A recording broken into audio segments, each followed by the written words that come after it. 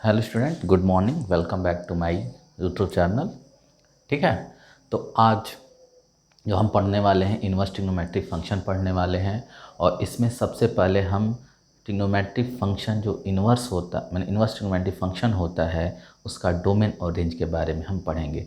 हम डायरेक्ट आपको रिजल्ट बता रहे हैं, आपको पहले रिजल्ट याद करना होगा।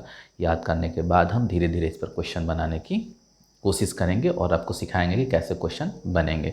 तो पहला काम है कि रिजल्ट याद होना चाहिए। देखिए, मैथ्स में 50% रिजल्ट और 50% कॉन्सेप्ट। यदि आपको रिजल्ट नहीं मालूम है, कॉन्सेप्ट मालूम है केवल, तो भी क्वेश्चन बन जाते हैं, लेकिन देर लगता है।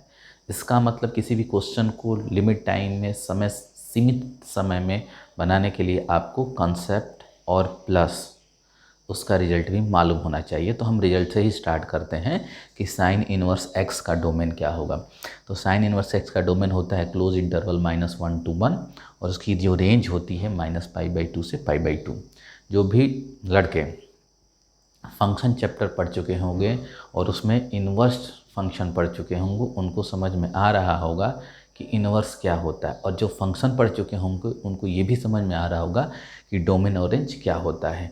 ये बातें उसी चैप्टर में बताई जाती है। यहाँ पर हम केवल ये बताएंगे कि ये 6 इन्वर्स ट्रिग्नोमेट्रिक फंक्शन होते हैं, इसके डोमेन यहाँ पर लिखे हुए हैं और रेंज यहाँ पर लिखे हैं। पहला काम करिए कि इनको आप अच्छे से याद कर लिए। यदि अच्छे से याद कर लेते हैं तो क्वेश्चन बनाने में आसानी हो जाएगी। ठीक है, हम डायरेक्ट चलेंगे क्वेश्चन पे, और क्वेश्चन से ही आपको समझ में आने लगेगा कि ये रिजल्ट कैसे यूज होगा।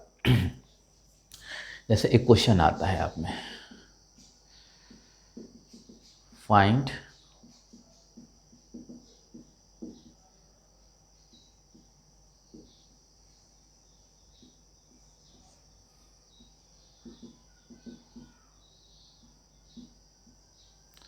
क्वेश्चन आएगा कि इसका प्रिंसिपल वैल्यू निकालो।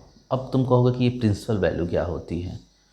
तो यहाँ से ये तो पता चल गया कि वैल्यू तो बहुत आएगी, लेकिन उसमें प्रिंसिपल वैल्यू 1 होगा या 2 होगा, यही होगा। चलिए देखते हैं कितनी प्रिंसिपल वैल्यू होगी। ध्यान से देखिएगा, इसकी वैल्यू बहुत से आएंगी, क्योंकि इनवर्स ट्रिग्नोमेट्रिक फंक्शन हो या ट्रिग्नोमेट्रिक फंक्शन हो, सबके सब पीरियोडिक फंक्शन होते हैं। पीरियोडिक फंक्शन होने का मतलब ये हुआ कि एक कांस्टेंट इंटरवल के बाद वैल्यू रिपीट करता रहता है। इसका मतलब ये होगा कि साइन इनवर्स 1/2 की वैल्यू एक ही नहीं होगा, बहुत सारा होगा, लेकिन उसमें से प्रिंसिपल वैल्यू कौन होगा इसको हमको समझना है। तो ध्यान से देखिए, यदि साइन इनवर्स एक्स की वैल्यू निकाल रहे हो, देखिए वैल्यू आना मतलब रेंज होता है। तो यदि साइन इनवर्स एक्स मतलब साइन इनवर्स में कोई भी यहाँ पर फंक्शन दिया हुआ है और उसकी वैल्यू यदि इसके रेंज में, किसके, साइन इनवर्स के रेंज में, यदि कास इनवर्स में क्वेश्चन दिया है तो कास इनवर्स एक्स के रेंज में, यदि टैन इनवर्स में क्वेश्चन दिया है तो टैन इनवर्स के रेंज में, मतलब इनवर्स ट्रिग्नोमेट्रिक फंक्शन जो 6 दिए हुए हैं और इसकी वैल्यू यदि इसके रेंज में लाइज करता है तो प्रिंसिपल वैल्यू होगा, और रेंज से बाहर होगा तो प्रिंसिपल वैल्यू नहीं होगा। वैल्यू तो बहुत होंगी, लेकिन प्रिंसिपल वैल्यू कौन होगा, जो उसके रेंज में लाइज करेगा। ध्यान से सुनिएगा मेरी बात, ये बात समझ लेंगे तो ऐसे जो भी क्वेश्चन आएंगे आप लोग कर लेंगे। ठीक है, प्रिंसिपल वैल्यू क्या होता है, सारे ट्रिग्नोमेट्रिक फंक्शन के वैल्यू यदि उसके रेंज में लाइज कर रही है, जो भी वैल्यू उसके रेंज में लाइज करेगा, मतलब साइन इनवर्स 1/2 की वैल्यू यदि कुछ भी निकालते हो, जो भी निकालते हो उसमें से जो इसके बीच में होगा, मतलब -90 से +90, ठीक है, -π/2 से π/2 के बीच में होगा, वही प्रिंसिपल वैल्यू कहलाएगा। अब चलो समझाते हैं क्वेश्चन करके। पहले तो याद रखिएगा कि इनवर्स ट्रिग्नोमेट्रिक फंक्शन की जो वैल्यू जाती है हमेशा एंगल में आएगा। ठीक है ना, इसका मतलब ये हुआ। सॉल्यूशन यहाँ से देखते हैं।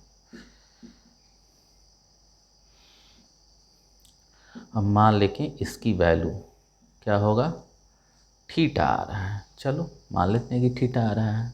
लेट, अब क्या करेंगे, लेट साइन को उधर ले जाओ। तो साइन को उधर ले जाओगे, देखो साइन इधर जाएगा, इनवर्स इधर जाएगा तो साइन थीटा बन जाएगा। तो साइन थीटा = 1/2। अब जानते हो कि थीटा यहाँ से क्या क्या आ सकता है, कितने डिग्री की वैल्यू 1/2 होगी, बताओ, बताइए। साइन थीटा = 1/2 दिया है, तो आप देखिए, या देखिए टेबल आपको मालूम होना चाहिए। 0 से लेके 180 तक के आपको टेबल क्या होना चाहिए, मतलब ट्रिग्नोमेट्रिक फंक्शन की वैल्यू 0 से लेके 180 से कम से कम याद होना चाहिए। तो आप जानते हैं कि साइन 30 डिग्री की वैल्यू होती है 1/2, तो एक तो 30 डिग्री आएगा, और ये भी जानते हो कि 150 डिग्री की वैल्यू भी होती है, और ऐसे बहुत सी वैल्यू आएगी, एक ही नहीं आएगा। फिर आप घूम फिर के ध्यान से देखिए, एक तो फर्स्ट क्वाड्रेंट में मिलेगा, एक सेकंड क्वाड्रेंट में पॉजिटिव है, तो फिर आप घूम के फिर फर्स्ट में आ जाओगे तो एक मिलेगा, फिर घूम के सेकंड में आओगे तो मिल जाएगा। तो ऐसे घूमते रहोगे तो बहुत सी वैल्यू मिलती रहेगी, लेकिन बहुत से वैल्यू से हमको लेना देना नहीं है। अब यहाँ पर देखेंगे कि ये जो थीटा आया है, थीटा मतलब साइन इनवर्स 1/2 की वैल्यू, वो इसमें इस वैल्यू में कौन सा -π/2 से π/2 के बीच में लाइज कर रहा है। -π/2 से π/2 का मतलब होता है -90 से 90, तो -90 से 90 का मतलब ये हो गया 30 डिग्री। तो 30 डिग्री हमेशा -90 से 90 के बीच में लाइज करेगा, और ये है 150, 150 90 से अधिक हो गया तो इसको नहीं लेंगे। इसका मतलब ये हो गया कि प्रिंसिपल वैल्यू क्या होगा यहाँ पर, π/6 होगा। देयरफॉर देखिए, since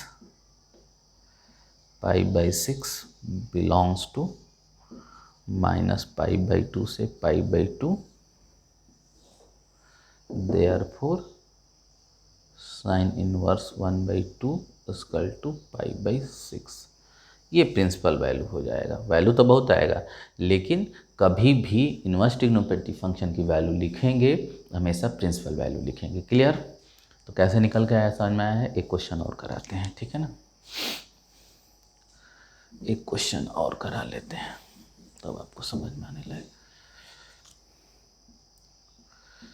cos inverse -1/2, suppose that ये, फिर वही सॉल्यूशन कैसे निकालेंगे, सॉल्यूशन निकालेंगे हम at cos inverse 1/2 equal to theta. तो जब कास इनवर्स इधर जाएगा तो कास थीटा, और ये बच जाएगा 1/2, सॉरी माइनस है तो -1/2। अब देखेंगे कितने कितने डिग्री की वैल्यू 1/2 होगा। तो एक तो सेकंड में मिलेगा, तो थीटा 120 की वैल्यू कितना, थीटा कितनी वैल्यू होती है, कास 120 की वैल्यू -1/2, तो 120 की वैल्यू हो जाएगा 2π/3। एक क्या होगा, एक आ जाओ, इसमें आ जाओ, इसमें एक आएगा तो इसमें हो जाएगा आपका पाई प्लस π/3, 4π/3, 240 की भी वैल्यू होती है। समझ में आ रही बात है? इसी तरह यहाँ एक मिलेगा, फिर इसमें मिलेगा, फिर घूम के जाओगे तो फिर यहाँ मिलेगा, फिर यहाँ मिलेगा, ऐसा ही बहुत सी वैल्यू एट समान मिलती रहेगी आपको, ठीक है ना। वो निकालने का तरीका 11th में बताया जा चुका है। जो भी बच्चे मुझसे पढ़े होंगे उनको 11th में पता, मतलब उनको पता होगा कि कैसे हम ये थीटा निकाल रहे हैं। एक तो आपको याद रहता है कि 120 की वैल्यू 2π/3 होता है, ठीक है ना, और बाकी निकालना आप लोग सीख लेंगे। 240 डिग्री की वैल्यू ही -1/2 होती है, निकाल के देखिएगा। ये आप निकालना हम 11th में पढ़ा चुके हैं। यदि आपको पढ़ने की कोशिश, मतलब आपको पढ़ने की, जानने की उत्सुकता होगी, इंटरेस्ट होगा, तो आप जाके मेरे चैनल पे क्लास 11th की ट्रिग्नोमेट्री पढ़ लेंगे तो वहाँ से आपको क्लियर हो जाएगा।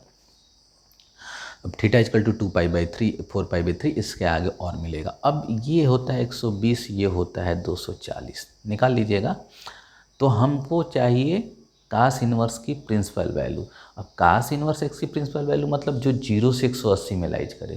तो 0 से 180 में कौन लाइज कर रहा है, 120 ही ना लाइज कर रहा है। 240 तो 180 से अधिक हो गया। तो यहाँ पर हमारा लिखेंगे कि theta equal to 2π/3 belongs to 0 से पाई, और देयरफॉर कास इनवर्स -1/2 की वैल्यू हो जाएगा 2π/3। क्लियर? कैसे प्रिंसिपल वैल्यू निकाल रहे हैं आपको पता चल रहा है। तो ये था तरीका प्रिंसिपल वैल्यू निकालने का, ये था टेबल। तो आज आप जाइएगा घर पे, इसको एक बार पढ़िएगा, इस टेबल को याद करिएगा और इस तरह से क्वेश्चन बनाने की कोशिश करिएगा। मैं फिर नेक्स्ट वीडियो में आऊँगा और आपको इस पे और क्वेश्चन कराऊंगा, और इसके आगे के जो भी कंसेप्ट होगा इनवर्स ट्रिग्नोमेट्रिक फंक्शन को, उस पर डिस्कशन होगी मेरी, ठीक है। तो आज इतना ही, ठीक है ना। इसके नोट्स बना लीजिए। 2 क्वेश्चन हमने बता दिया है, उस क्वेश्चन पे ही बेस्ड और क्वेश्चन बनाने की कोशिश कीजिएगा, और फिर नेक्स्ट क्लास में मैं और भी क्वेश्चन बनवाऊँगा। आज के लिए इतना ही, धन्यवाद।